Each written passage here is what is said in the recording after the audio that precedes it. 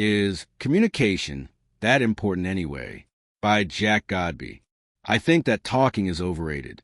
I have the mindset that if I have something to say, then I'll say it.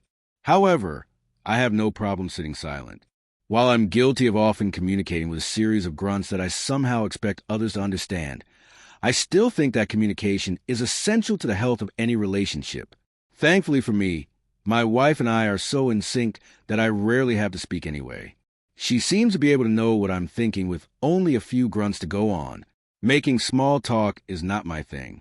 It's quite amusing to watch folks fidget in their seat as they try and deal with the awkwardness of a silent work lunch. Many times in my life, someone will ask, "Why are you so quiet?" I'm thinking, I don't know. Why can't you stop talking? So, as I sit and ponder this, I wonder just how important communication is anyway. I would venture to guess that many things we say would be better left unsaid anyway. I don't want to hear about what adorable thing your kid said last night. Many times, when all fails, we resort to talking about the weather, which is something none of us can change or do anything about, and yet we spend an awful lot of time thinking about it. This is why the self-checkout at the grocery store is my friend. If I can get in and out without speaking to anyone, then I'm a happy man.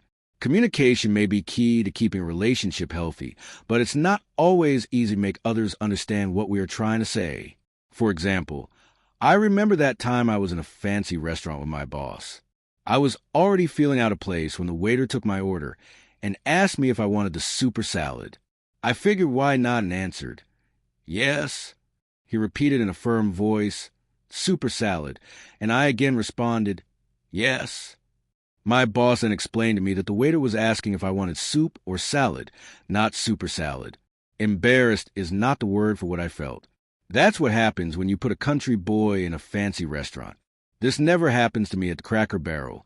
Just saying, last week I called the pizza place and ordered a 4-cheese pizza. When I arrived, they had 4-cheese pizzas. Of course, I was obligated to eat all 4. Adding to our communication problems are the different words we use to try and express our meaning. This is especially true in the South. For example, growing up, I can remember my mother saying things such as, "What in the tarnation?" or "What in the Sam Hill?" I have no idea who Sam Hill is, but his name got said a lot. "Drunker than Cooter Brown" is one I heard all the time. I don't know who Cooter Brown is either, but evidently he could get pretty drunk. I remember hearing my father say, "I'm fixin' to jerk a knot in your tail, boy." I didn't know how you would go about doing that, but I knew enough that when I heard it, it was time to run. Once when I was a teenager, my mother said, "What a gom your room is." Whenever I heard that, it always resulted in me having to clean something. I recall when I was a child, there was a lady at church that used to pinch my cheeks and say, "I could just sop you up with a biscuit and eat you." That caused me nightmares for years. I've heard the expression, "I'm sweating like a pig," many times. I've never understood this saying, because pigs don't sweat. That's why they roll around in the mud. However, what do I know? I could be lying like a rug. You figure it out.